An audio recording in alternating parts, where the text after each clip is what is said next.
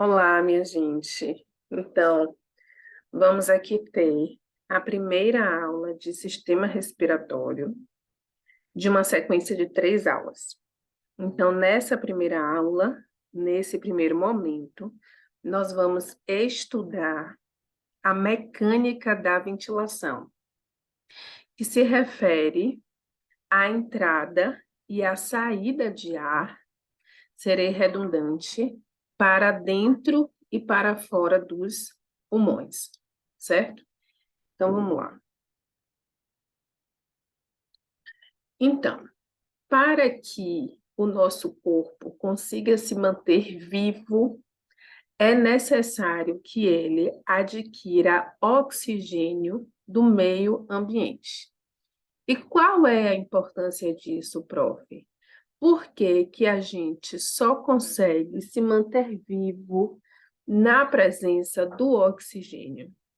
Seguinte, as nossas células precisam de energia para realizar as suas atividades. E a principal molécula energética do nosso corpo é o ATP, a adenosina trifosfato, fabricada, sintetizada pelas células na presença do oxigênio. Então, a gente precisa inspirar oxigênio, levar o oxigênio para as células, para as células conseguirem produzir o ATP na quantidade ideal e a gente conseguir realizar o nosso metabolismo, fazer nossas reações químicas, tudo direitinho. Então, quando a pessoa tem um problema na respiração, quando ela tem uma obstrução nas vias respiratórias, quando tem um problema na perfusão de sangue no pulmão, enfim, se a pessoa está com uma dificuldade de adquirir o oxigênio, consequentemente, a célula vai produzir uma quantidade insuficiente de energia e sem energia o nosso corpo morre. Então, é por isso que a gente precisa respirar através do pulmão para promover oxigênio para as células produzirem energia e a gente conseguir realizar todas as atividades metabólicas. Certo? Então, assim, para esse oxigênio chegar nas células, ele precisa ser transportado por uma via, né? Então, nós temos as vias aéreas, que é por onde o ar passa. No caso do oxigênio, por onde ele entra, e no caso do gás carbônico, por onde ele sai. E oxigênio e gás carbônico são os gases estudados na respiração. Ok. Então, nós temos aqui as vias de condução e as vias respiratórias.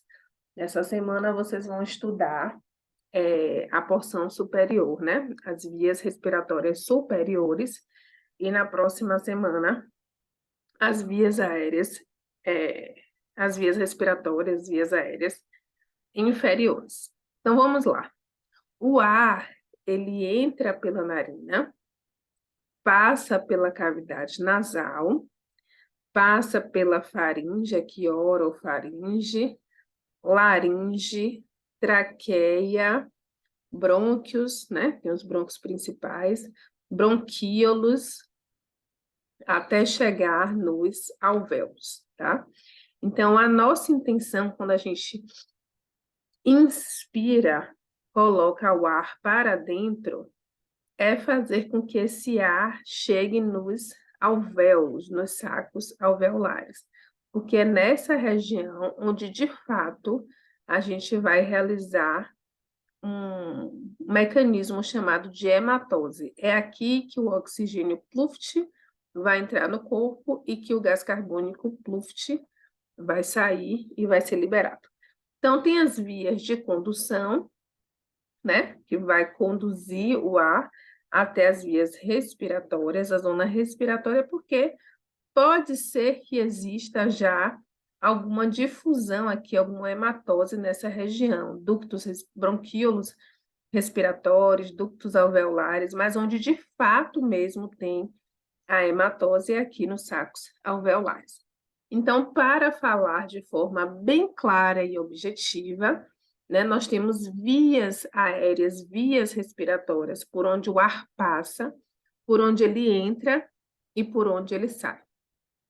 Nesse trajeto, o ar precisa ser tratado. Qual o tratamento que o ar sofre nesse trajeto? Ele precisa ser umedecido, tá? Por quê, prof? Porque se o ar entrar nos nossos pulmões muito seco, ele vai desidratar, ele vai fazer com que a gente elimine água do nosso corpo. Então, ele precisa chegar lá hidratado para evitar o ressecamento do nosso pulmão. Então, por isso que ele precisa ser umedecido.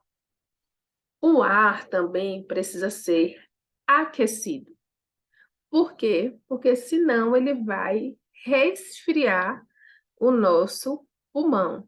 Então, naturalmente, normalmente, a temperatura do meio ambiente é menor do que a temperatura do nosso corpo.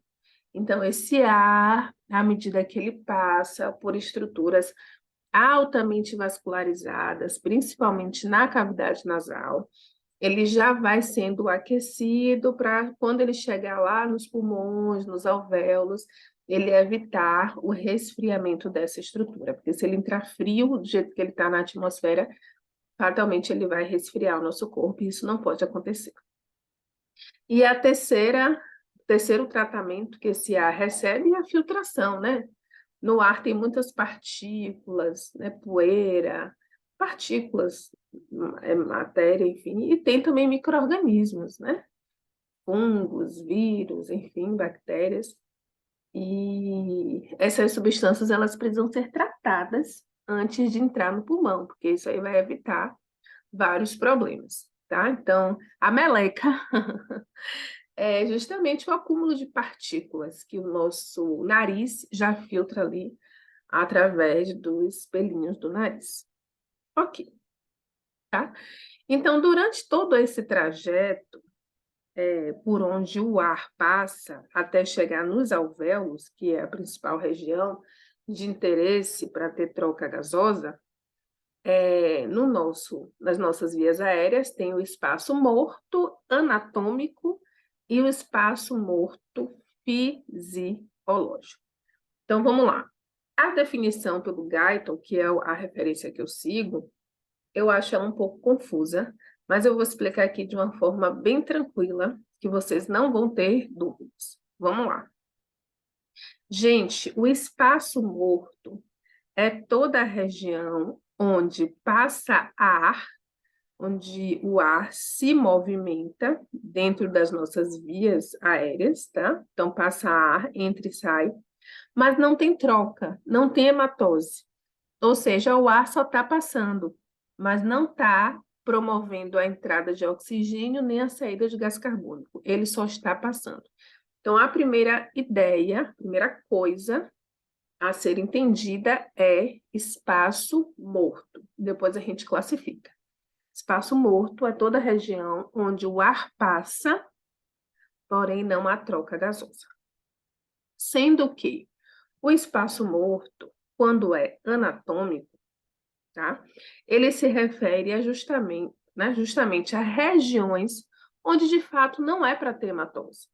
Então, as vias aéreas superiores, algumas regiões das vias aéreas inferiores, onde o ar passa e naturalmente não deve haver troca, a gente chama de espaço morto anatômico. Essa anatomia, essa região não é para ter troca. Então, né, traqueia aqui, como tem na imagem, traqueia, faringe, laringe, brônquios, bronquíolos respiratórios, né, que tem uma quantidade muito, muito, muito, muito limitada de hematose. Então, essas regiões aqui não foram feitas para ter troca, foram feitas apenas para o ar passar. Então, a gente tem um espaço morto anatômico. É isso. Agora, quando a gente pensa em alvéolo, a gente pensa que a função, a fisiologia desse alvéolo, a função dele é de realizar troca.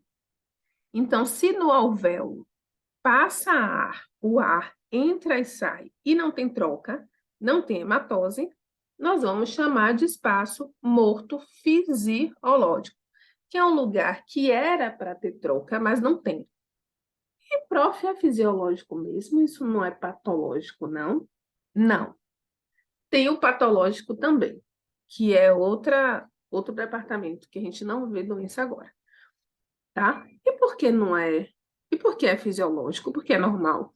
Porque naturalmente no nosso corpo tem alvéolos que são ventilados, que passa ar, mas que ele não realiza troca. Isso é natural, isso é fisiológico. Nem todos os alvéolos do nosso pulmão estão realizando troca. Alguns estão ali guardadinhos, entre aspas, quiescentes, lá descansando, e caso haja uma necessidade maior, eles são recrutados para realizar essa troca. Então, fisiologicamente, no nosso corpo, tem alvéolos por onde o ar passa, por onde tem ventilação, mas que não tem troca gasosa. Então, ele é chamado de espaço morto fisiológico. A função é trocar, mas ele não está trocando. E por que não está trocando? Porque está passando pouco sangue. Está passando ar na quantidade ideal, mas o sangue, a lâmina de sangue é tão fina, tão fina, tão fina, tão fina. A gente vai ver essa relação ventilação-perfusão em um outro momento, né? Não agora. Mas a quantidade de sangue que está passando é tão pouca que não dá para ter a troca. Não dá para esse sangue chegar com o oxigênio e liberar ele, e não dá para esse sangue, perdão, não dá para esse sangue chegar com muito gás carbônico e liberar o gás carbônico, e também não tem quantidade suficiente de sangue para chegar com pouco oxigênio e receber oxigênio da respiração, tá? Então, de novo, de forma clara, objetiva, o espaço morto fisiológico se refere a regiões onde tem alvéolos, onde tem ventilação, onde o ar entra e sai, mas não tem troca, não tem hematose. Ok, então aqui, só para quem ainda não viu um alvéolo, não conhece ele, ter a ideia, né? Então, aqui, ó, cada bolinha dessa é um alvéolo. Então, 1, 2, 3, 4, 5, tá? Então, são estruturas ocas, bolinhas. Então, o ar vai chegar aqui, não? No bronquíolo terminal, tá? Bronquíolo respiratório já está aqui dando origem aos alvéolos. Então, o ar vem até aqui e enche essas bolinhas de ar, que são os alvéolos. E essa parte aqui é os capilares sanguíneos. Então, por entre essas estruturas aqui, né, vermelha e azul, e aqui um pouco lilás, é por onde está passando sangue, tá vendo? Então, no alvéolo, o alvéolo precisa ser ventilado, o ar precisa entrar e sair, e ele precisa também ser perfundido, que a perfusão é passagem de sangue, então o sangue também precisa passar. Por que precisa das duas coisas, pelo amor de Deus? O ar precisa entrar e sair para trazer oxigênio e levar o gás carbônico, e o sangue precisa passar para chegar com pouco oxigênio e adquirir esse oxigênio, e chegar com muito gás carbônico e liberar o excesso do gás carbônico, porque se o gás carbônico ficar com a concentração aumentada no nosso organismo, ele torna o sangue ácido e isso interfere na atividade das enzimas. Então, tudo que acontece no nosso corpo precisa de enzima e ela funciona em um pH ideal. Então, se houver um acúmulo de CO2, o pH fica ácido e as enzimas não funcionam direito. Aqui é uma outra imagem também importante, interessante, onde mostra o alvéolo. Então, aqui, ó, um alvéolo, outro, outro. Então, cada curvinha dessa aqui é um alvéolo, tá certo? Aqui, ó, alvéolo, alvéolo, alvéolo. Beleza. O desenho de um corte histológico, né? Então, aqui a parede do alvéolo, que seria essa parede aqui, constituída, formada por uma célula chamada de pneumócito tipo 1. Então, o pneumócito tipo 1 forma essa parede aqui do alvéolo, tá? Aqui é o capilar, sangue entrando e saindo, beleza. E esse pneumócito tipo 2 aqui, prof? Ó, a Sara falou do tipo 1, ele nem, não tá, eu não estou nem vendo ele sendo identificado aqui. Mas aqui seria ele compondo a parede do alvéolo. Mas o pneumócito tipo 2, que é essa célula? Então, essa é uma célula importantíssima que produz uma substância lipídica, né? Essencialmente lipídica, que é chamada de líquido surfactante. Então, o líquido surfactante é importante para manter os alvéolos abertos e ele é produzido pelo pneumócito tipo 2. Tá? Ok, então tendo essa ideia do que são as vias respiratórias, do que é o alvéolo, do que é o pneumócito tipo 2, produtor de líquido surfactante, o que é a ventilação, que é a entrada e a saída de ar para dentro e para fora dos pulmões, sendo redundante, o que é a perfusão, que é a passagem de sangue no pulmão, envolvendo os alvéolos, então tem os capilares ali, por onde o sangue passa, perfundindo esse pulmão, levando um sangue com pouco oxigênio para recolher o oxigênio do meio ambiente, né? Levando um sangue com mais gás carbônico para liberar o excesso do gás carbônico, né? Nós vimos também que no nosso sistema respiratório tem um espaço morto anatômico que naturalmente não foi desenhado para ter trocas gasosas, é extremamente funcional, normal. E nós temos o espaço morto fisiológico, que naturalmente também nós temos espaços onde poderia estar tendo a hematose, que são os alvéolos, mas não está tendo. Então, nós vamos chamar esse espaço de espaço morto fisiológico. Então, tudo isso a gente já viu. E aqui agora, nós vamos ver os músculos responsáveis pela ventilação, né? Para fazer com que o ar entre e saia dos pulmões. Então, assim, a primeira coisa para saber é o principal músculo da respiração. Então, qual o principal músculo da respiração? O principal músculo responsável pela respiração é o diafragma. Então, ele está aqui em uma forma de cúpula, né? Que chama, tá vendo aqui? É uma membrana, tá, gente? É só a imagem aqui que parece que é algo maciço, mas é uma membraninha aqui fininha, que é o diafragma, tá? É o principal músculo da respiração. Durante a inspiração, ou seja, quando nós colocamos o ar para dentro dos pulmões, esse diafragma se contrai e se projeta para baixo. Dá uma inspirada aí. Então, o diafragma se projeta para baixo, tá? Aumentando o volume do pulmão, tornando o volume do pulmão maior e, consequentemente, a pressão intrapulmonar menor, porque se você aumenta o espaço, você deixa mais folgado. Então, quando o diafragma se contrai, o volume do pulmão aumenta e, consequentemente, a pressão intrapulmonar diminui e se torna menor do que a pressão atmosférica. Então, o ar é sugado, é puxado para dentro do pulmão. Além disso, esse movimento aqui também ele tem a influência dos músculos intercostais, que são esses aqui que ficam entre as costelas. E no caso da inspiração, o músculo intercostal externo, que é o que está mais na parte de fora, né? É o que vai projetar as costelas para cima, como se fosse uma alça de balde. Então, a alça de balde levanta, aumentando o diâmetro antero-posterior da caixa torácica. Então, quando o diafragma contrai, se projeta para baixo, e quando os intercostais externos se contraem também, elevando as costelas para cima, todos esses movimentos associados estão envolvidos na inspiração, tá certo?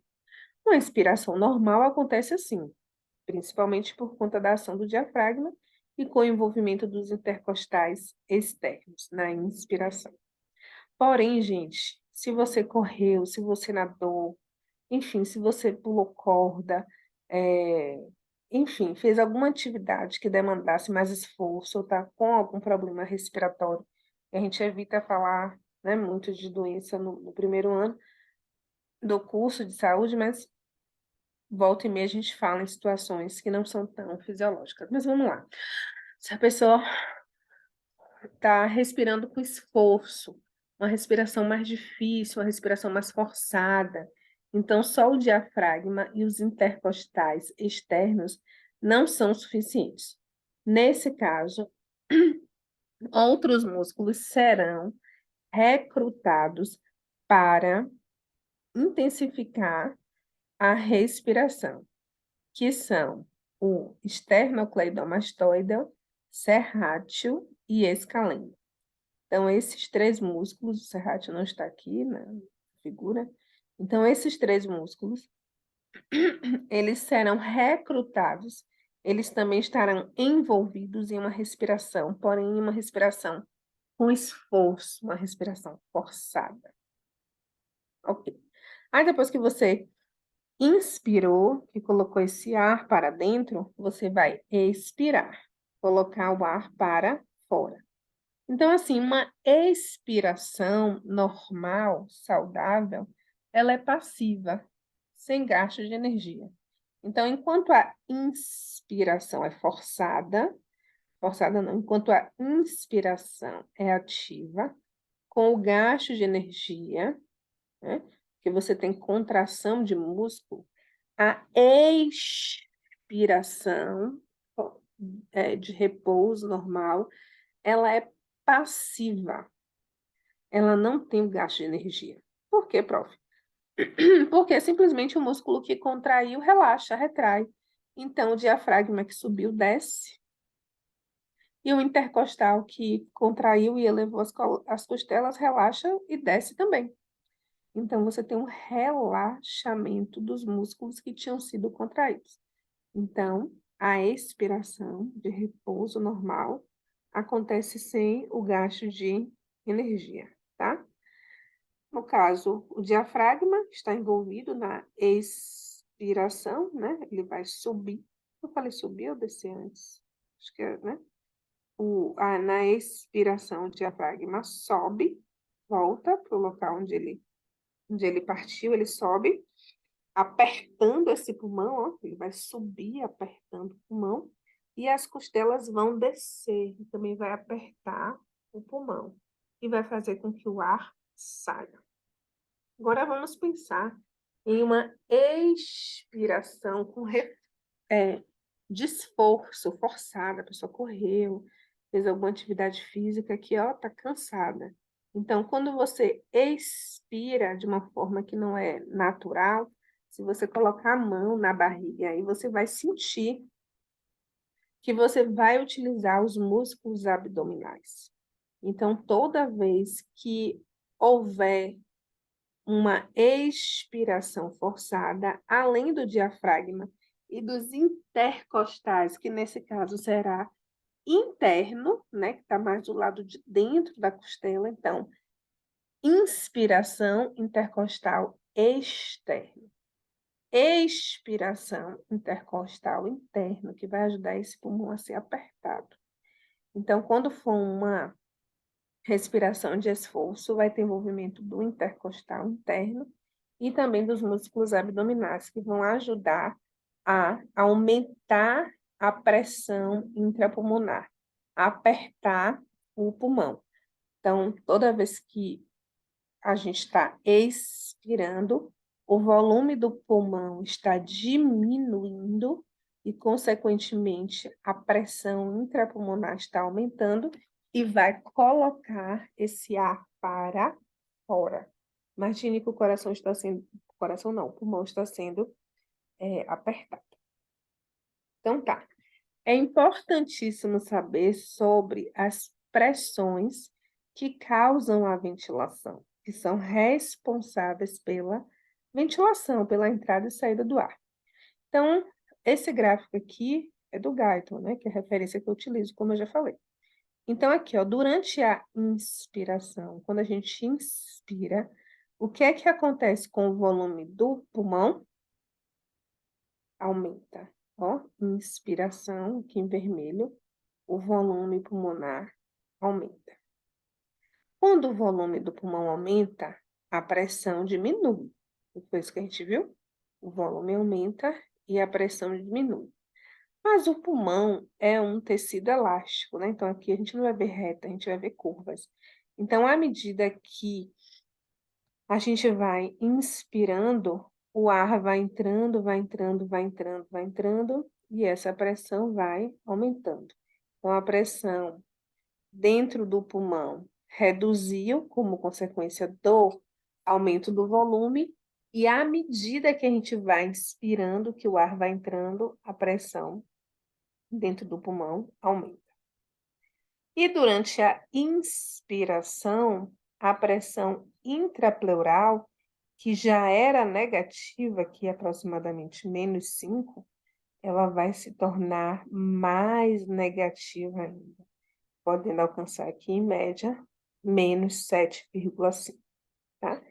Durante a expiração, prof, o que é que acontece? O volume do pulmão reduz, consequentemente, a pressão intrapulmonar aumenta, porque esse pulmão está sendo apertado por conta do seu volume.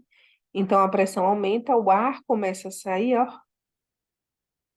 E à medida que o ar vai saindo, a pressão intraalveolar vai diminuindo. Na expiração, a pressão pleural, que estava bastante negativa, se torna menos negativa. Então, tá, eu expliquei o gráfico, né? E agora nós vamos conceituar cada pressão dessa. Eu acho que eu poderia até ter conceituado as pressões antes de explicar o gráfico, mas vocês vão entender. Como a aula está gravada, vocês podem voltar também. Fiquem à vontade. Então, gente, o que é pressão intraalveolar? Intra, dentro do alvéolo. Pressão é a força sobre área, a força que alguma coisa está exercendo sobre uma região, uma parede. Então, dentro do nosso pulmão, dentro do nosso alvéolo, sempre tem ar. Sempre, sempre, sempre vai ter ar. Até se você estiver morto, no seu pulmão vai ter ar. Então, sempre vai ter uma força ali de ar exercendo uma pressão sobre uma parede. Então, a pressão intraalveolar se refere à pressão de ar dentro dos alvéolos pulmonares, dentro dos pulmões.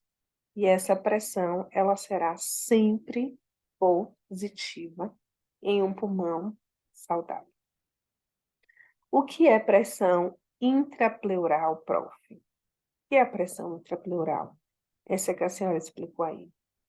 A pressão intrapleural é a pressão do líquido presente em um espaço bem fininho, em um espaço delgado, que fica entre a pleura visceral e a pleura parietal. Então, aqui, revestindo o pulmão, tem duas membranas. Uma que é chamada de pleura visceral, que é uma membrana que está colada na víscera, colada no pulmão, e uma pleura que é chamada, uma membrana, né? Uma pleura que é chamada de pleura parietal. Está colada aqui na parede torácica. Entre essas duas pleuras tem um líquido chamado de líquido pleural. Então, aqui, essa imagem está melhor. A pleura visceral, a pleura parietal e um líquidozinho aqui dentro.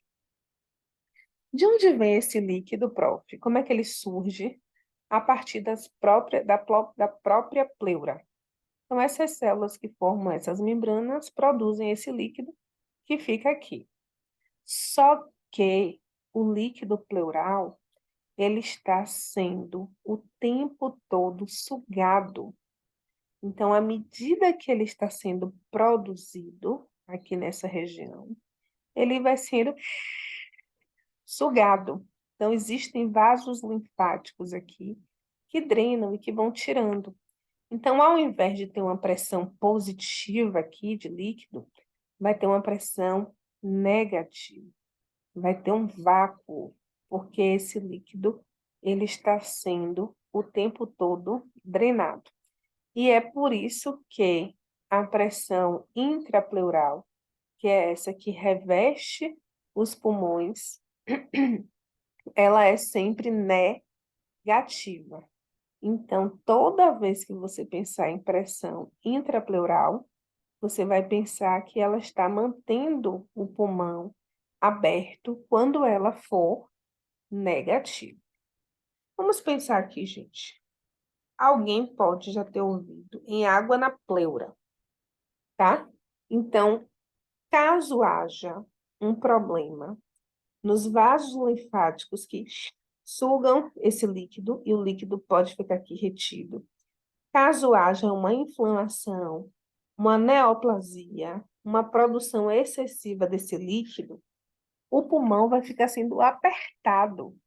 Então, o que acontece? A pessoa começa a sentir uma dor no peito, uma dificuldade de respirar, vai no médico, faz um exame de imagem, olha lá, água na pleura, porque depende, pode ser uma infecção ou pode não ser nada, no corpo tudo pode acontecer, inclusive nada.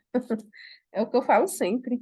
Só que aqui, nesse caso, se tiver água na pleura, ao invés dela estar exercendo uma pressão negativa, ela vai estar exercendo uma pressão positiva, que vai estar empurrando esse pulmão. Isso é muito ruim, tá? Então é isso, gente. Vamos voltar aqui, ó. Pressão intraalveolar é a pressão de ar dentro do alvéolo, sempre vai ser positiva, porque dentro do alvéolo sempre tem ar. Pressão intrapleural sempre vai ser negativa em um pulmão saudável, porque esse líquido que é produzido pelas pleuras, o tempo todo ele vai sendo drenado. E a pressão transpulmonar, ou transmural, também é chamada de transmural. O que é essa pressão, prof? Gente, vai pela fórmula, pelo conceito. O conceito é uma fórmula. Pressão transpulmonar consiste da diferença entre a pressão do alvéolo menos a pressão intrapleural. Então, você vai colocar aí no caderno de vocês que a pressão transpulmonar é a diferença entre a pressão alveolar e a pressão pleural. Então, número hipotético. Se a pressão alveolar for mais 3, aí você vai colocar aqui mais 3, menos, abre parênteses, menos 5, por exemplo, e fecha parênteses. Por que 2 menos, prof? Porque é menos da fórmula e a pressão intrapleural ela é sempre negativa. Então, vai ficar 2 menos aí. E quando você for fazer o cálculo, quem diria que a gente vai voltar lá para a quinta série, né? Você vai pensar que menos com menos dá mais, né? Menos com menos dá mais. Então, eu coloquei que a pressão intraalveolar é mais 3, né? Menos com menos dá mais, e a pressão pleural, qualquer número aí. Então, no final das contas, quando vocês forem treinar isso, vocês forem fazer em casa, vocês vão perceber que a pressão transpulmonar em um alvéolo saudável também tem que ser positiva, né? Porque a pressão de dentro do alvéolo sempre vai ter que vencer a pressão da pleura, porque esse pulmão sempre vai estar insuflado, sempre vai ter ar dentro dele. Então, o que é importante saber aqui? O conceito das pressões e o que é que acontece durante a inspiração e durante a expiração com cada uma dessas pressões, certo? Beleza. É uma aula bem conceitual, tá? E aqui existem dois conceitos que muitas vezes são difíceis de serem entendidos, porém a gente vai traduzindo aqui tudo direitinho. Então, o pulmão é um tecido complacente, como também um tecido elástico. O conceito do livro é o seguinte: O que é a complacência? Por que que o pulmão é complacente? Tá? Então, aqui, ó. O grau de extensão dos pulmões por cada unidade de aumento de pressão transpulmonar. Então, complacência se refere ao grau de extensão dos pulmões por cada unidade de aumento de pressão transpulmonar. Meu Deus, o que é isso? O que isso significa, prof? Mais fácil do que você pensa. Gente, complacente é uma coisa que é mole, é uma coisa que cede a uma pressão. Cede a uma pressão. Então, o pulmão cede a uma pressão. Quando você inspira, quando você coloca ar para dentro, esse pulmão acomoda esse ar, ele acolhe esse ar, ele recebe esse ar. Ele não está rígido, ele é maleável, tá? Então, o grau de extensão dele, né, ele se estende, se distende por cada unidade de aumento de pressão. À medida que você vai inspirando, o ar vai entrando e esse pulmão ele vai se distendendo. Isso que é complacência. Se ele não se distendesse, se ele não se esticasse, ele não seria complacente, ele seria rígido. É só isso. E por que que o pulmão é elástico também, prof? Porque o que é elástico, né? O que é elasticidade? É aquilo que você puxa e que volta. Inclusive, elástico bom é aquele que você puxa e que ele volta. Você puxa e ele volta. Então, o pulmão ele é elástico, ele precisa ter também elasticidade, né? Aqui tem um conceito, ó, é a capacidade de retornar ao estado inicial quando a pressão deixa de atuar. Então, complacência está mais relacionado com inspiração, ó. Inspirou, o pulmão se distendeu, se estendeu por conta da pressão que está aumentando, beleza. E quando você para de inspirar, o pulmão volta, ele recolhe. Então, quando ele retorna ao estado inicial, isso significa que ele tem muitas fibras colágeno, perdão, muitas fibras elásticas, colágenas também, elásticas, que faz com que ele recue, que ele volte. Então, o pulmão tem que ser complacente e tem que ser elástico, tá? E tem que ser na medida certa também, não pode ser nem muito complacente, nem muito elástico. Tem uma flexibilidade aí que é ideal para o seu funcionamento. Não pode ser muito molenga, não pode ser muito complacente, também não pode ser muito duro, não pode ser muito elástico, certo? Beleza. Tá. Existem aqui alguns fatores que são essenciais para que a pessoa consiga respirar, para que para que ela precise trocar, né? Na verdade, a gente fala trocar, mas vocês vão ver que não existe uma troca, não existe uma dependência. Existe um transporte passivo de gases. O oxigênio entra a favor do gradiente de concentração, de um local onde ele está mais concentrado para um local onde ele está menos concentrado, e o gás carbônico sai, pelo mesmo motivo, de forma independente do outro. Não é um toma lá da cá, não. Um entra e o outro sai de forma independente. Ninguém está nem aí para ninguém. Por quê? Existe uma coisa chamada de pressão parcial dos gases. Tá? A pressão parcial dos gases significa que só existe ele em uma mistura de gases. Então, não importa que tenha outros gases, eu quero saber só de um. Quais são os gases que a gente estuda quando a gente está estudando respiração, oxigênio e gás carbônico? Não só me interessa a eles. Como assim, prof? Vamos lá. Aqui tem uma figura, né, um diagrama. De um lado tem essas bolinhas em verde, que nós vamos pensar que é o oxigênio, e do outro lado, em vermelho, que a gente vai pensar que é o gás carbônico. Vocês estão vendo que tem gás entupido em todos os lados. Mas isso não importa. A pressão parcial significa só a quantidade, a concentração de um gás em uma mistura de gases. Então, não importa que nesse lado está cheio de gás carbônico, perdão, não importa que desse lado aqui esteja cheio de oxigênio. O gás carbônico vai passar para ele equilibrar as concentrações, quantidade. Não importa que desse lado esteja cheio de gás carbônico, o oxigênio vai passar para poder igualar. E esse movimento, ó, para igualar a quantidade, de gás em cada lado, é, é uma difusão simples, sem o gasto de energia, simplesmente a favor do gradiente de concentração de um local, simplesmente, onde a pressão parcial estava maior, para um local onde a pressão parcial estava menor, e acabou, por uma difusão simples, tá? Para que isso aconteça em um meio aquoso, né, como a gente tem no pulmão, que tem sangue, que tem líquido surfactante, que tem água, tudo, o coeficiente de solubilidade precisa ser levado em consideração. Prof, e o que é coeficiente de solubilidade?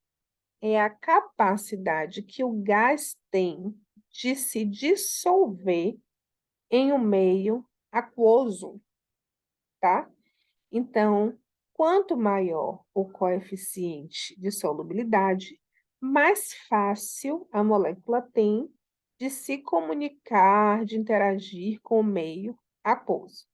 Então, vamos aqui, né, ao esquema. No ar atmosférico que está em volta da gente, tem aproximadamente 160 milímetros de mercúrio de pressão parcial de oxigênio. Dentro do alvéolo tem 104 milímetros de mercúrio de pressão parcial de oxigênio.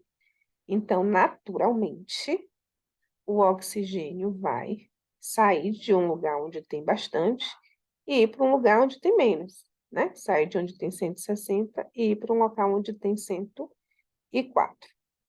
Quando o sangue chega nesse alvéolo, ele chega com 40 milímetros de mercúrio de oxigênio. Então, naturalmente, o oxigênio vai sair de um local onde tem 104 e vai entrar em um local onde tem 40, através de uma difusão simples, né? Por uma diferença de pressão parcial de gases a favor do gradiente de concentração.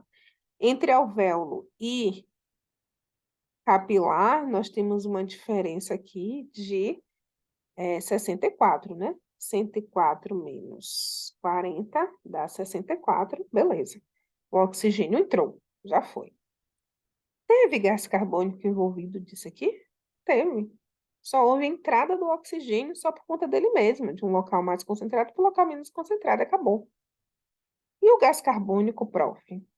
Esse sangue, quando chega aqui, ele chega com 45 milímetros de mercúrio de gás carbônico. E dentro do alvéolo tem 40. Então, o gás carbônico sai de um local onde tem 45 de CO2 e, naturalmente, vai para um local onde tem 40, a favor do gradiente de concentração de um local mais concentrado para um local menos concentrado. E no ar atmosférico que nos circunda, tem 0,23 milímetros de mercúrio de CO2. Então, naturalmente, o CO2 sai de um local onde tem 40 e vai para um local onde tem 0,23. Beleza. Aí, o que é que eu quero chamar a atenção aqui com relação ao coeficiente de solubilidade? É que, se vocês forem observar, a diferença de pressão parcial do oxigênio é 64. 104 menos 40. Já do gás carbônico é 5 só, gente, ó. 45 menos 40, 5 de diferença. Por que, prof, isso acontece? Porque o oxigênio o oxigênio é extremamente apolar. Tem uma alta dificuldade de ser transportado em meio aquoso. Então, é necessário ter uma diferença de pressão parcial muito grande para poder empurrar esse oxigênio em um meio aquoso e fazer com que ele entre no nosso corpo. Então, a diferença de pressão parcial do oxigênio tem que ser muito maior, porque para ele se envolver aqui com essas estruturas extremamente aquosas, é muito difícil. tá? E o gás carbônico, apesar de ser uma molécula também apolar, ela consegue se relacionar melhor com a água. Então, uma diferença de pressão parcial de CO2 de apenas 5 já resolve o problema, já faz com que ele saia do nosso organismo com uma certa facilidade. Uma aplicação de conceito com relação a isso é quando a pessoa está em locais altos, cujo ar é mais rarefeito, ou seja, tem menor quantidade de oxigênio, tá certo?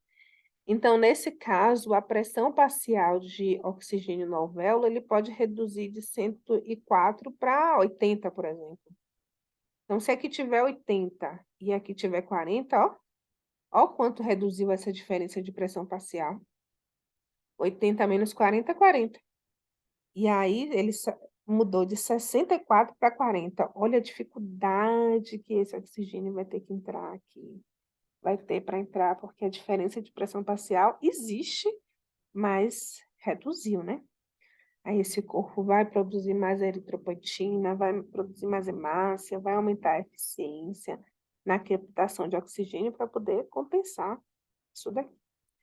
Tá certo, gente? Então, o coeficiente de solubilidade do gás carbônico, ó, é 20 vezes maior do que do oxigênio. Por isso que a diferença de pressão parcial pode ser bem menor e esse gás é transportado tranquilamente. E um entra e sai independente do outro, tá? Então, aqui, para fechar, nós vamos falar sobre o líquido surfactante. Esse aqui é o último. Sobre o líquido surfactante. Então, vocês lembram do pneumócito tipo 2? Que eu mostrei, que é essa célula aqui, né? Pneumócito tipo 2 aqui. Pneumócito tipo 2, gente, produz o líquido surfactante, que reduz a tensão superficial da água. Então, observe, ó, molécula de água, água, água, água, água, água. Unindo essas moléculas, tem aqui uma ligação de pontos de hidrogênio. E quando essa água está em contato direto com ar, menina, essa força de atração entre as moléculas de água é tão alta que nem a pata do inseto consegue romper, tá vendo? Por isso que ele consegue andar de forma bem tranquila sobre a água, porque o ar, quando incide aqui, Ave Maria, essas moléculas elas ficam muito próximas uma das outras, a força, na verdade, a ligação é muita, tá? Ok. Então, no nosso alvéolo, que é uma estrutura oca, tem água. E quando a gente inspirou e o ar entra aqui, Ave Maria, essas moléculas de água, elas vão ter uma força de atração muito intensa, a ponto de conseguir colabar esse alvéolo, ou seja, fechar ele, juntar uma parede na outra. E isso seria muito prejudicial para a nossa respiração se os alvéolos estivessem fechados. Então, o que é que o nosso corpo faz? Produz líquido surfactante.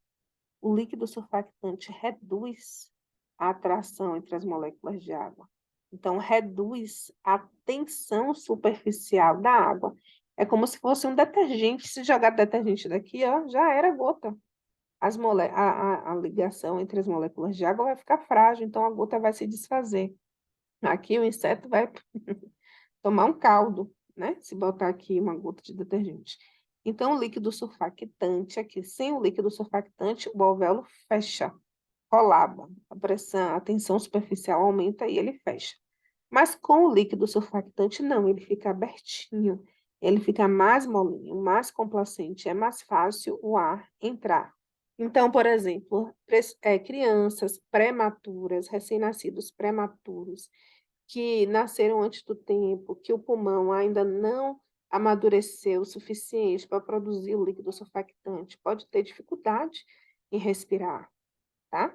Então, já sabendo que essa criança vai nascer prematura, já é feito um tratamento para poder promover um amadurecimento desse pulmão, para essa criança já produzir líquido surfactante e não ter tanto sofrimento respiratório ao nascer.